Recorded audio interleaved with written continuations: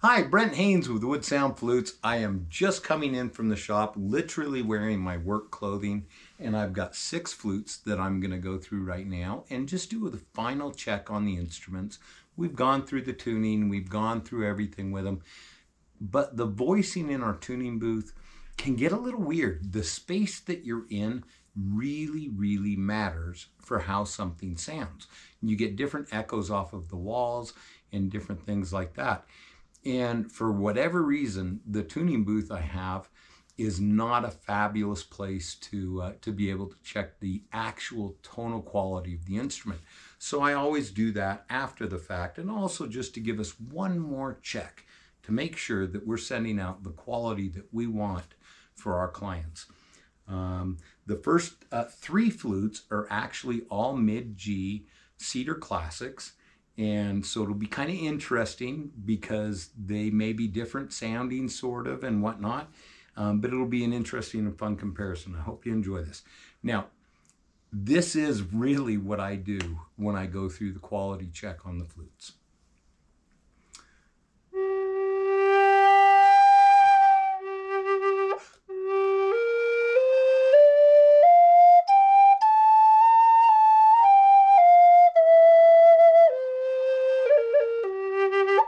Okay, tuning, intonation, all sounds really good. The voice sounds good. I'll just do a quick check at a couple of different spots that I know that if they are clean, the flute will sound even better. I'm just using a little file here to touch some certain edges a little bit.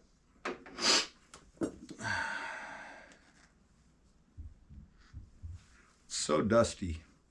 Making flutes makes so much dust, my goodness. So obviously my pants and clothing get dusty and the shop gets dusty, and also my nose. Do you guys hear the difference in that? To me, that's huge. There literally was one little piece of fiber hanging down in a particular place. I got that fiber off, and to me, the tonal quality difference between what I just played and what I played when I first picked up the flute was enormous. All right, next one. Got to tell you, I'm so excited for these clients to get these flutes. They've been waiting a little bit for them. I obviously wish we could get things through our shop quicker, but I just can't sacrifice quality for quantity.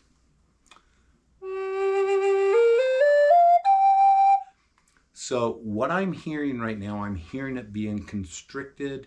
It's not as full as I would like it to be.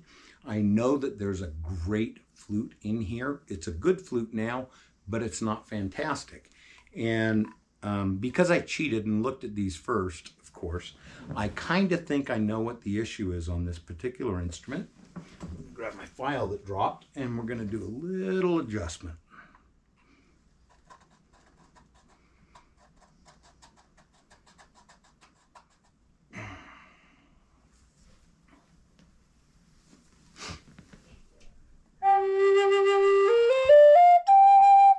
Do you hear how that opened up? How it became, there was more volume, more body to the flute?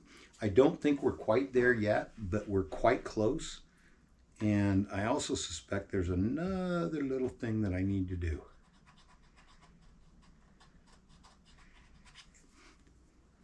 The kind of material that I'm actually moving here in terms of dimension, we're talking thousandths of an inch, which is extremely small. For example, 2/1000 of an inch is about a fine human hair in diameter.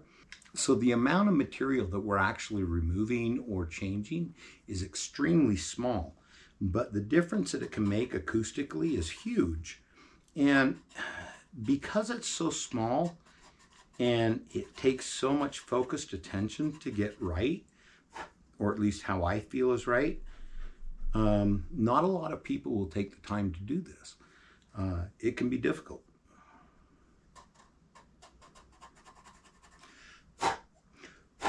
All right, I think we're there. Let's see how she sounds.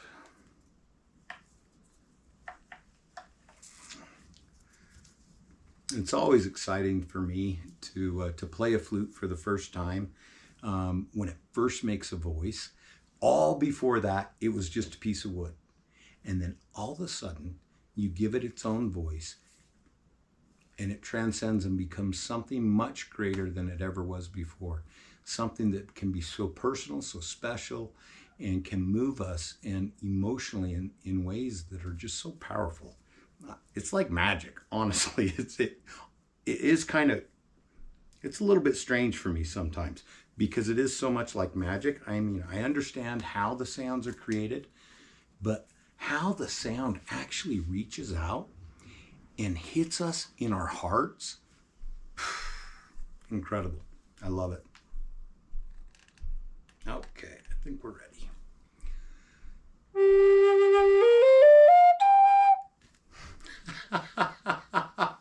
Awesome! I was so hoping this would work good. I felt that it would, but I hope that you will rewind, listen again to what it sounded like just a few minutes ago. The total amount of material that I took off was less than 3 or 4 thousandths of an inch.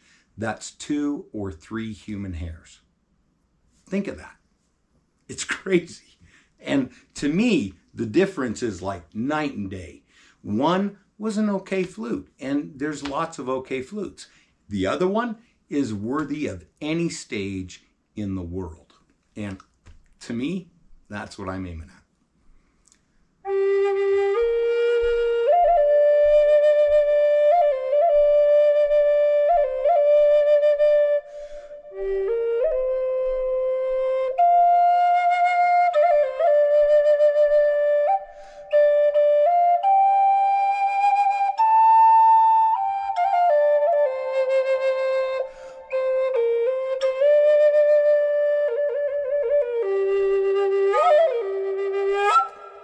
I am so excited for her to get her flute.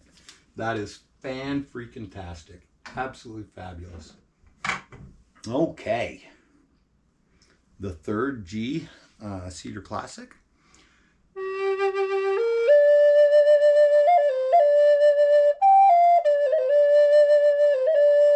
Sounds fabulous. Absolutely delighted with it.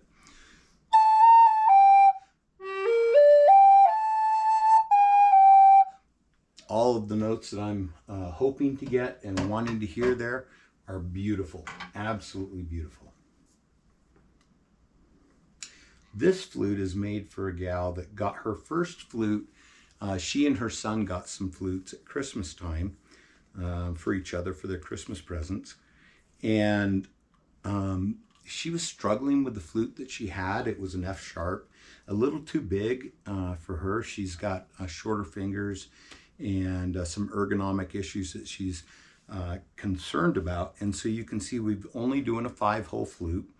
And so it's got the 5 holes with 1 offset. This is what we call our Fruitwood Classic.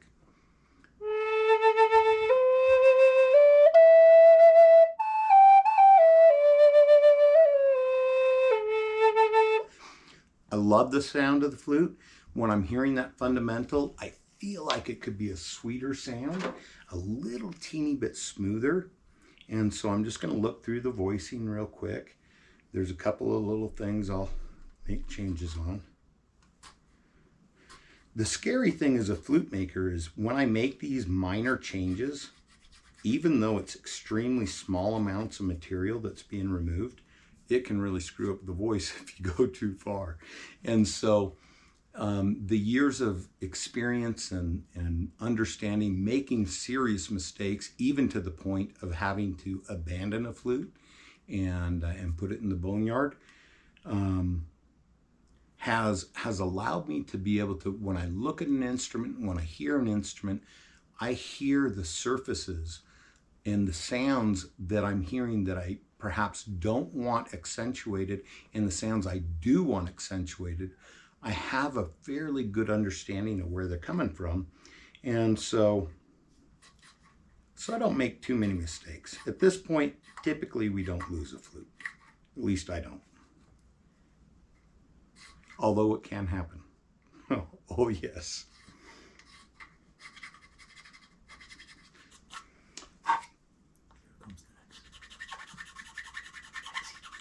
Hey, buddy. How's my boyo? Oh, come here, Dax. Come here. Dax was upstairs. You may have heard him earlier in the video, whining at the door. Julia just let him in. Hey, do you want to come over here? Come here, buddy. Come on up. Come say hi. Oh, he's a good boy. He's such a good boy. He looks like a big teddy bear. Tomorrow, he's getting a haircut and a BATH. Don't say the word. He knows it. All right. Hang on a second, buddy. I'll get my legs together for you. Yeah, I hope you sit down. Good boy. Oh, that's my good boy.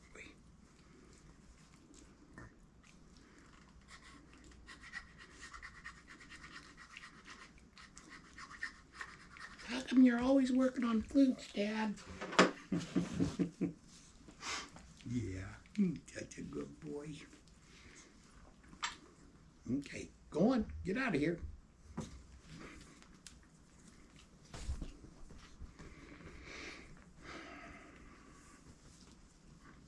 You notice when I tie the totems on flutes, when I do any kind of thing like tying the totem on or different things, I really try and do it exactly the same way every single time because, you know, sometimes I may be really tired and I need to be able to trust the muscle memory in my body to be able to do the task right. So for me, I always put it up in my armpit and under my left arm because I tend to be more right-handed. And then I'll cross it over, put the knot on the bottom. And for me, this is just the most secure, easiest way to do it. It's very habitual over time. When I'm fly fishing, I do the exact same thing in tying knots. I do it the same way every single time. And if I don't, even though I know the knots really well, it'll confuse the muscle memory in my body. And so I really encourage that. Whether you follow the way I do it or you figure out something that really works well for you, that muscle memory is worth developing.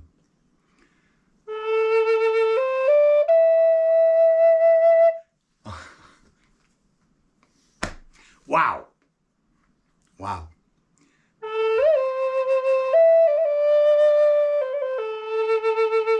Kim, I'm super excited for you to get your flute. Can hardly wait. I know you've been so patient and anxious as well. It is fabulous. You're going to have great success.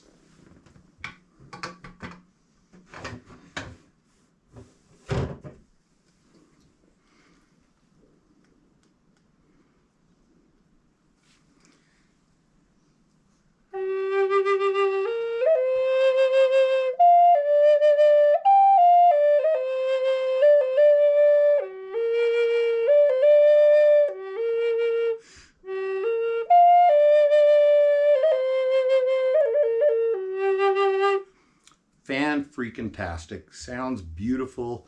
Voicing's good. I'm just going to give it a once-over anyways, just to look and make sure there's nothing hanging down that could actually turn this flute even better. It is fabulous. This is one of our performance eagle flutes. And super. You know, the woods of the flutes are super important in terms of the tonal quality of the voice. Very, very important. But until you get the geometries right, and I think going through those Cedar Classics and also the Fruitwood Classic helped illustrate that, until you actually have the ability to pull off super, super fine adjustments in the geometries and understand what those changes may do to the sound, it is really, really hard to make a wood comparison. You could make a flute out of the same wood, 4 flutes out of the same wood. If you're not holding the geometries tight enough, and when I'm saying geometries, specifically what I'm talking about is the shapes of all of these different surfaces. There's 15 different surfaces that we manipulate in the process of voicing the instrument. They're all named here at Wood Sounds. We understand what each surface and each name is, and we have an extremely good understanding of what changes in those surfaces will do to the acoustics of the instrument. We don't know everything. There's still more to learn. And that to me is what makes it all exciting, because even though today we're producing a very, very high quality instrument, I have the hopes of being able to do even better in the future. And I don't know, we all got something to learn.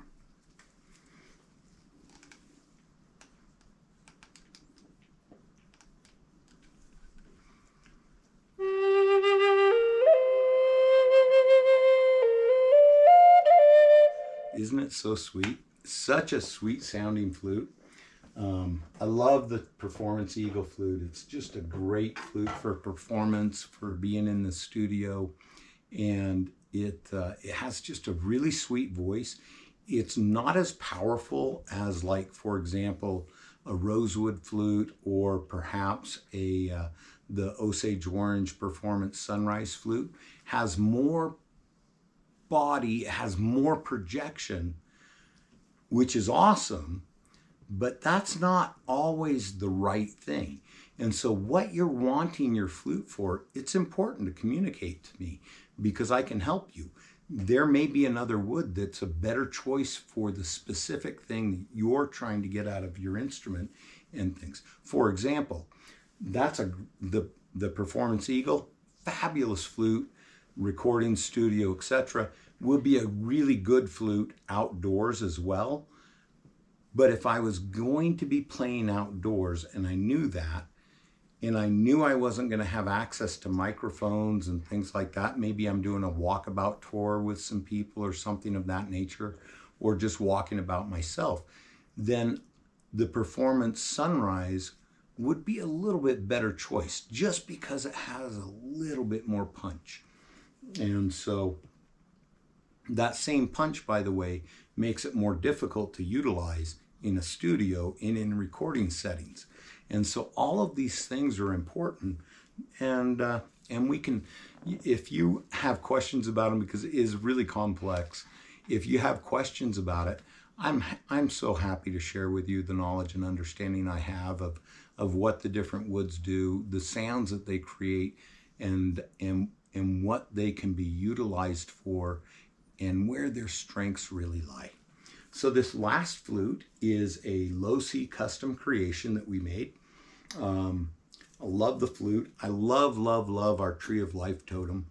I've been thinking a lot. This totem is based off of the old Wood Sounds logo. Frankly, it is directly from the old Wood Sounds logo.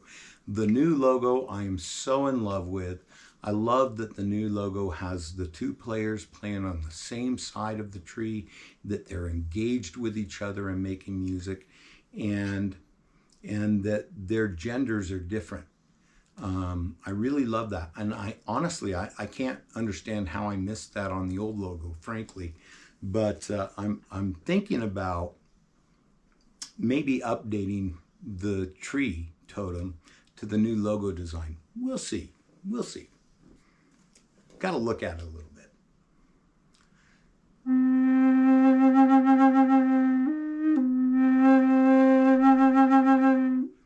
Okay, first off, been playing all mid-range flutes, and man, that low C is hitting me right in my core. I hope it is for you too. It is just lovely. Let's see how the rest of the flute sounds.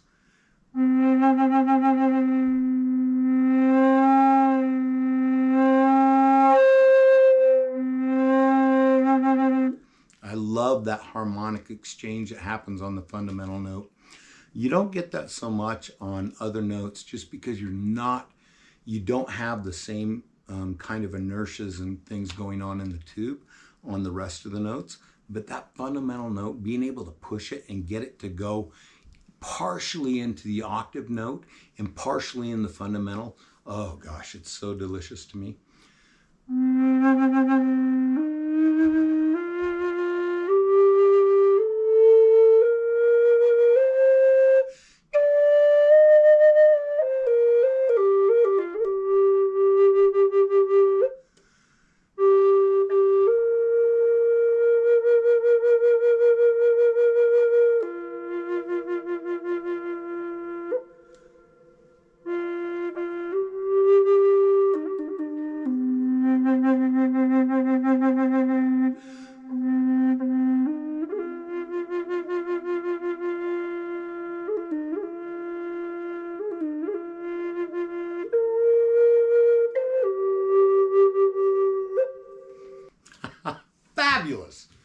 Wow, that's a great flute. Redwood burl, by the way, ebony, some yellow cedar burl, just lovely, lovely instrument. Super excited for the client to get it. He's been waiting a little while. As many of you know, we're doing the best we can to get flutes out to you and making them in the way that we think and feel that they will have the best possible impact in your life. And we appreciate your patience and we appreciate your continued support. Thank you. Everyone from the Wood Sounds family, we love you. I love you. God bless.